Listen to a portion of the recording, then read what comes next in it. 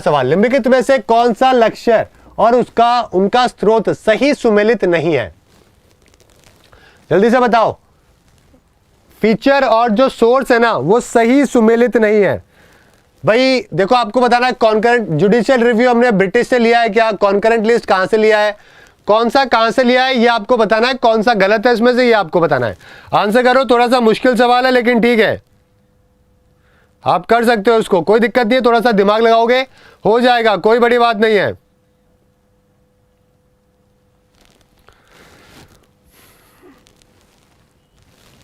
Answer करो guys.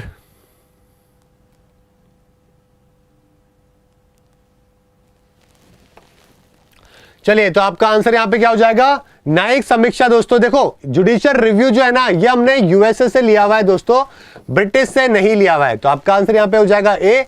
बाकी समवर्ती सूची ऑस्ट्रेलिया, निर्देशक सिद्धांत आयरिश बिल्कुल सही है, मौलिक अधिकार अमेरिका, तीनों के तीनों सही है। आपको ये तीनों तो हमेशा याद रहने ही चाहिए, बहुत इंपॉर्टेंट है कहां से क्या क्या लिया हुआ है। ठीक है, चलिए, निम्नलिखित में से किसे संविधान सभा का उपसभापति चुना गया था? जल्दी से बताइए। Vice president of the constitute assembly, जब कॉन्स्टिट्यूट असेंबली बनी थी तो वाइस प्रेसिडेंट किसको चुना गया था? आंसर करो भाई, क्या होगा आंसर? यहां पे क्या हो जाएगा? एससी मुखर्जी आपका बिल्कुल सही आंसर है, जो कि हो जाएगा। ठीक है, एससी मुखर्जी जो है उनको वाइस प्रेसिडेंट कॉन्स्टिट्यूट असेंबली का चुना गया था। अगला सवाल, विधान परिषद की सदस्यता के लिए न्यूनतम आयु सीमा क्या है? विधान परिषद की सदस्यता के लिए न्यूनतम आयु सीमा क्या है ये आपको बताना है। Minimum age limit for the membership of the Vidhan Parishad. देखो, वास्तव मैंने आपके सुबह 8 बजे वाले सेशन में बताया था कि भाई पार्लियामेंट है, पार्लियामेंट में राज्यसभा भी है, लोकसभा भी है। वैसे स्टेट के अंदर क्या होता है? विधान परिषद होती है और विधानसभा होती है। तो लोकसभा हो गया, उसका 25 साल होती है। विधानसभा एमएलए बनते हैं उसके लिए भी 25 साल होती है। राज्यसभा में 30 साल होती है। उसी प्रकार से आपका जो परिषद है, विधान परिषद काउंसिल जो है, उसके अंदर भी 30 साल ही होती है। बिल्कुल सही जवाब है यहाँ पे काफी बच्चों का, बहुत अच्छी बात है गाइज। अगर देखो सेंटर के बारे में पता है तो स्टेट के बारे में आपके लिए काफी सही है। बहुत बच्चों ने गलत लगा दिए। सोनाली, दीपक, शाहरुख खान तैयारी कर रहे हैं रेलवे की, आजकल पिक्चर चल नहीं रही है। और यहाँ पे पांडे विपिन है, भावना सोनी है। अरे भाई परिषद पूछा है, भावना आप ही बोल रही हो, आज सुबह ही बताया है और गलत आंसर भी कर रही हो। चंद्र कुमार, बहुत बच्चों ने गलत आंसर दिया है, बहुत गलत बातें आ रही है, थोड़ा ढंग से सुना करो। सुबह भी मैंने यही चीज लिखी थी, अभी फिर से यही चीज लिख रहा हूं, होना ही नहीं चाहिए गलत।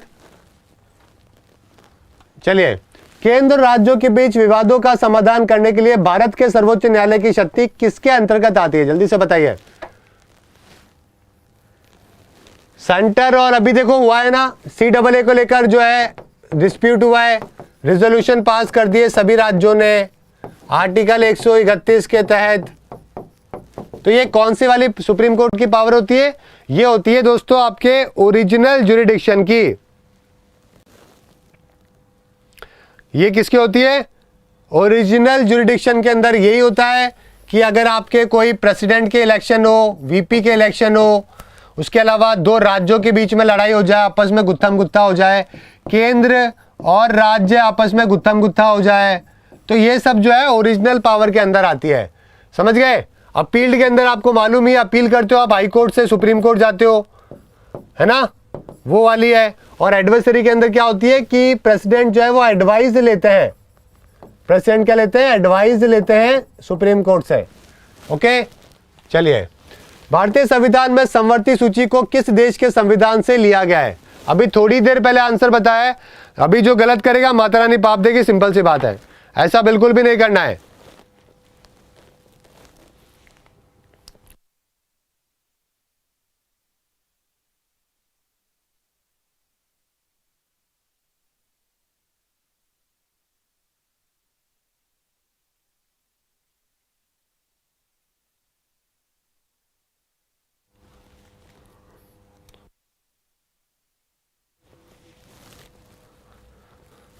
ठीक है, आंसर क्या होगा आपका? यहाँ पे आंसर हो जाएगा आपका ऑस्ट्रेलिया, बिल्कुल सही जवाब है। थोड़ी देर पहले ही बताया ऑस्ट्रेलिया।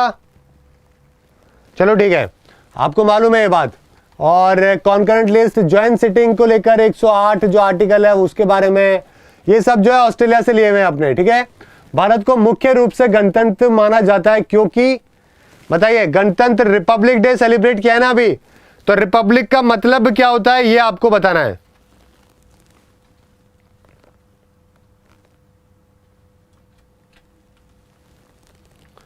रिपब्लिक का मतलब क्या होता है? अरे भाई गणतंत्र दिवस बनाया है ना, तो गणतंत्र में गणतंत्र क्या होता है मालूम होना चाहिए आपको। इतना तो यार, इतना भी नहीं पता होगा तो बहुत गलत बात है।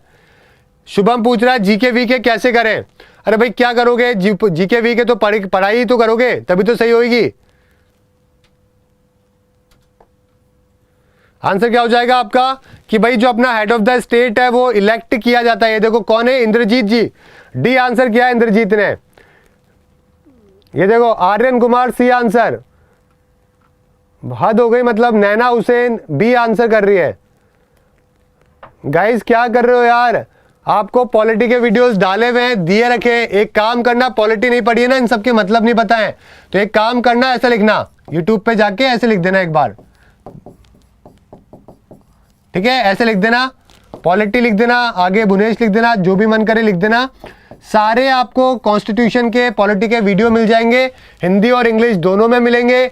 एक बार देख लेना, जीवन भर कभी वापस नहीं भूलोगे, समझ गए, जीवन में हमेशा काम आएंगे। बेसिक सी बात है, आप इसका आंसर गलत कर रहे हो।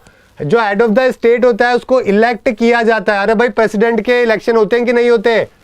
अपने यहाँ पे कोई ऐसा थोड़ी ना है कि कोई फादर है उसका बेटा बन जाएगा, उसका बेटा बन जाएगा, ऐसा थोड़ी ना है। इलेक्ट क्या होता है ना, निर्वाचन होता है ना, उसको बोलते हैं रिपब्लिक, ठीक है। हमारे यहाँ पे चयन नहीं होता है, निर्वाचन किया जाता है। भारतीय संविधान के अधिकार का स्रोत क्या है? The source of the constitution क्या है दोस्तों? अरे सुबह 6 बजे वाली कौन सी क्लास की बात कर रहे हो अजय?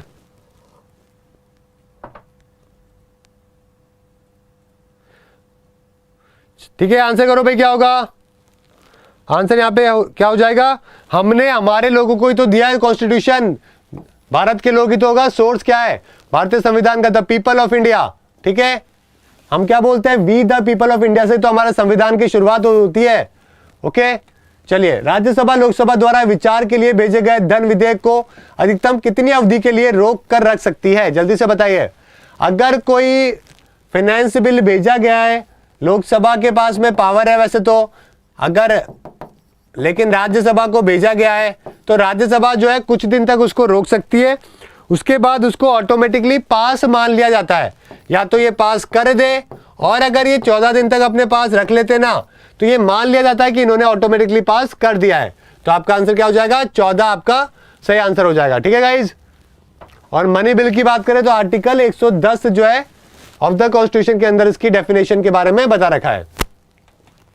निम्नलिखित में से कौन संसद की सबसे बड़ी समिति है? ये आपको बताना है।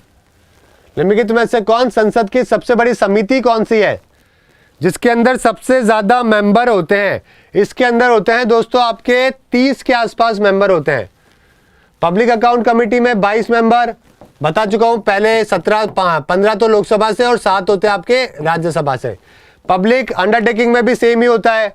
और एस्टीमेट कमेटी की बात करें तो इसमें 30 मेंबर होते हैं, सारे के सारे लोकसभा से होते हैं, समझ गए। तो आपका आंसर क्या हो जाएगा? एस्टीमेट कमेटी आपका सही आंसर हो जाएगा, समझ गए। चलिए अगला सवाल है आपका, स्पीकर जो है लोकसभा के वो अपॉइंट करते हैं एस्टीमेट कमेटी को। अगर किसी पंचायत को भंग किया जाता है तो चुनाव कितने समय बाद किए जाते हैं? जल्दी से बताइए। वीडियो को शेयर कर दो गाइस, अगर अभी तक आपने शेयर नहीं किया है तो शेयर कर दो ताकि और भी बच्चे ज्वाइन कर सके।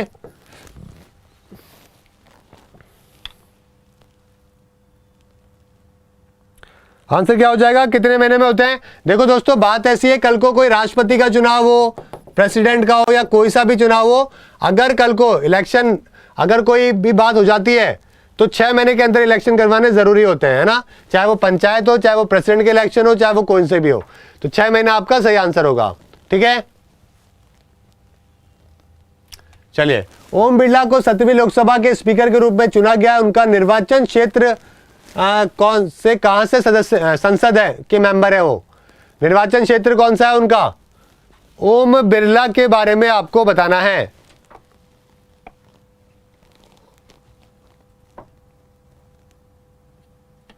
जल्दी से आंसर करो भाई, ओम बिरला के बारे में। ओम बिरला, बिरला टाटा वाले बिरला नहीं है, ये अपने स्पीकर हैं लोकसभा के। देखो इनका जन्म हुआ दोस्तों राजस्थान के कोटा के अंदर, और कोटा बूंदी कॉन्स्टिट्यूएंसी से क्या है, ये मेंबर है, ध्यान रखिएगा। समझ गए? अगला सवाल, आपातकाल का प्रावधान किस देश से लिया गया है? इमरजेंसी प्रोविजन के बारे में बताइए। इमरजेंसी प्रोविजन के बारे में आपको बताना है, कहां से हमने लिया है इमरजेंसी प्रोविजन।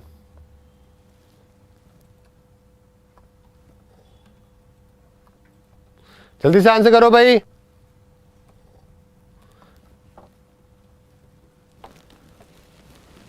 जल्दी से आंसर करो।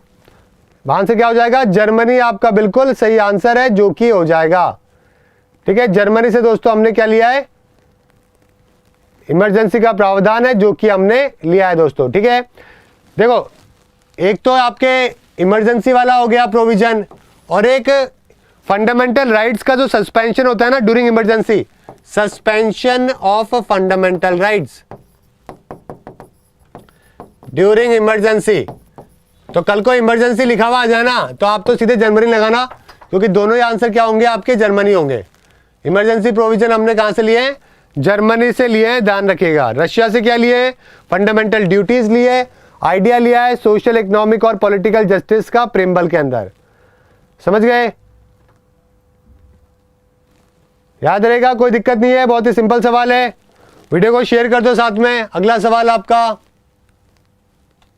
और इमरजेंसी प्रोविजन हमारे 18वें पार्ट के अंदर है। 352, 356, 360, 52 है नेशनल इमरजेंसी, फिर है आपका स्टेट इमरजेंसी, और फिर है फाइनेंशियल इमरजेंसी।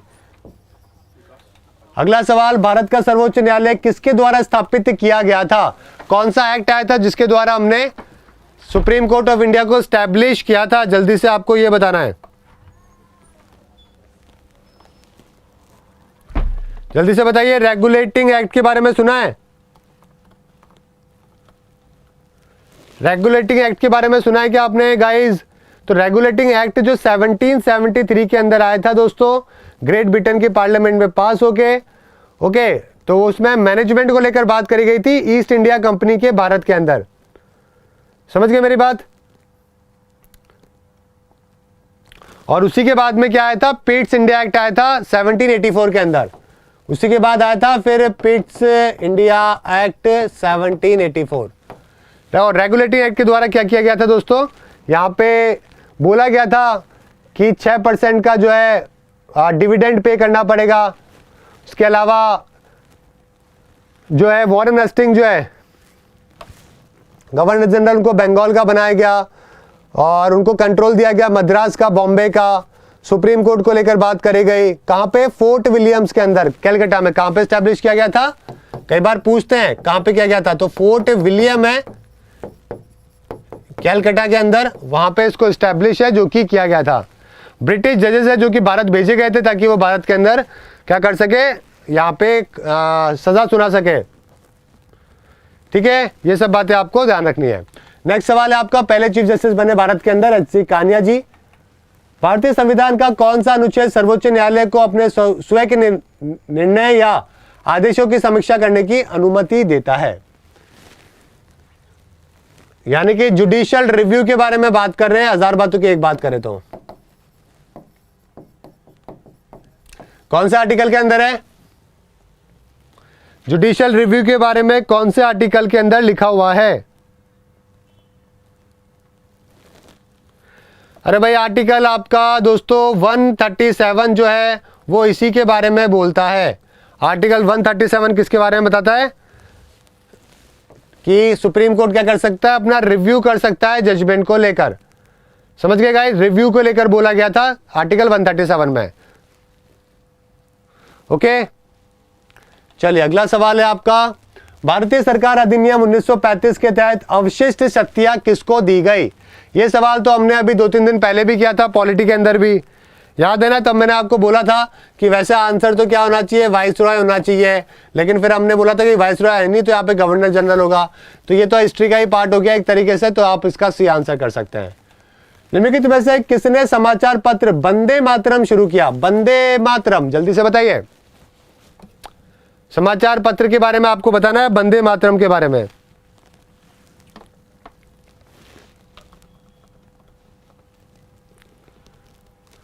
आंसर बताइए गाइस, क्या होगा? देखो एक बात ध्यान रखिएगा, 2 पब्लिकेशन है इसके, है ना। ओके, जल्दी से बताओ।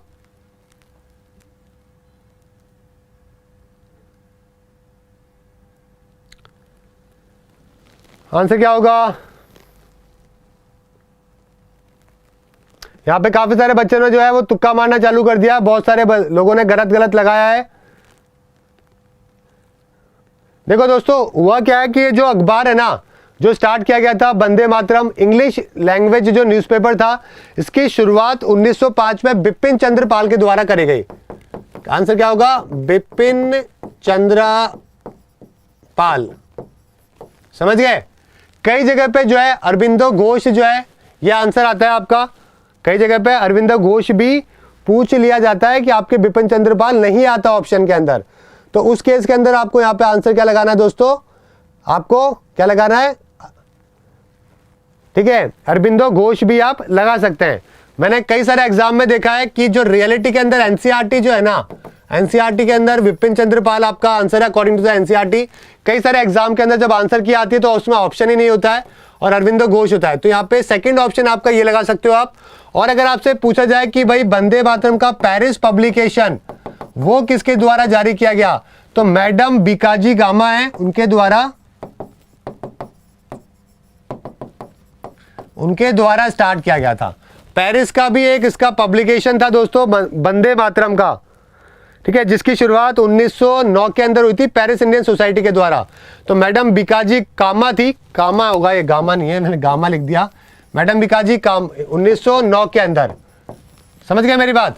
तो ये भी बात ध्यान रखिएगा, आपसे पेपर के अंदर पूछा जा सकता है। ओके, मैडम बीकाजी जो कामा है दोस्तों, ये लेडी थी इंडिया इंडिपेंडेंस मूवमेंट के अंदर, इंडिया के बाहर इन्होंने काफ़ी काम किया।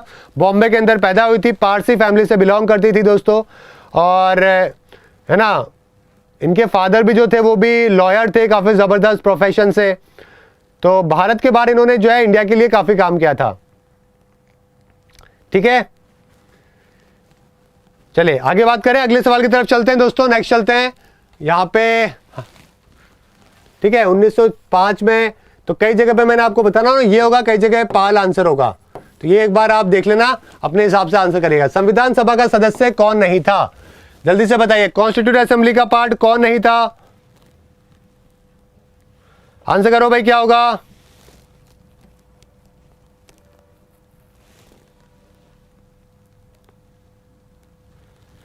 ठीक है, एक्चुअली में देखो, जिन बच्चों को कंफ्यूजन हो रहा ना, इसका एडिटर भी रह चुका है। ये क्या, आप विपिन चंद्र पाल के बाद में लेटर जो है ना, इसके एडिटर जो है वो अरविंदो घोष रहे थे।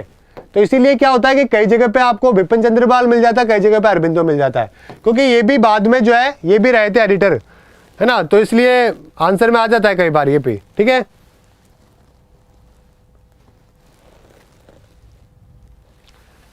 ठीक है गाइज, चलो अगला सवाल आपका यहाँ पे।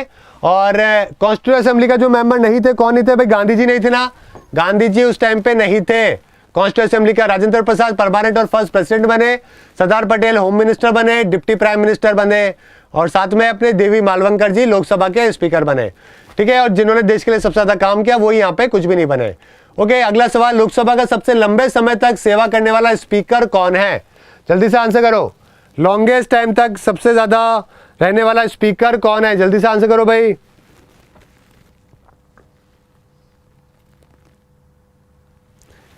ठीक है, 2 बार 80 के टाइम पे कौन रहते हैं? बलराम जाखड़ है जो कि रहे थे, तो ये आपका यहाँ पे बिल्कुल सही आंसर होगा। लॉन्गेस्ट सर्विंग स्पीकर रहे दोस्तों 17वीं और 18वीं लोकसभा के अंदर जो है ये स्पीकर रहे थे दोस्तों, ठीक है। निम्नलिखित में से किस विधेयक पर राष्ट्रपति को नए विचार के लिए वापस भेजे बिना अपनी मंजूरी देनी चाहिए? जल्दी से बताइए, कौन सा बिल ऐसा है जो कि प्रेसिडेंट कभी मना नहीं कर सकता, उसके लिए उसको साइन करना ही पड़ेगा? ऐसा कौन सा बिल है? आर्टिकल 110 के बारे में आपको मालूम है? कौन सा है? मनी बिल है। तो मनी बिल क्या प्रेसिडेंट से पूछ के ही आता है पहले, तो वो उसको वापस नहीं भेज सकता, समझ गया? उसको साइन ही करना पड़ेगा। तो बी आपका यहाँ पे बिल्कुल सही आंसर हो जाएगा।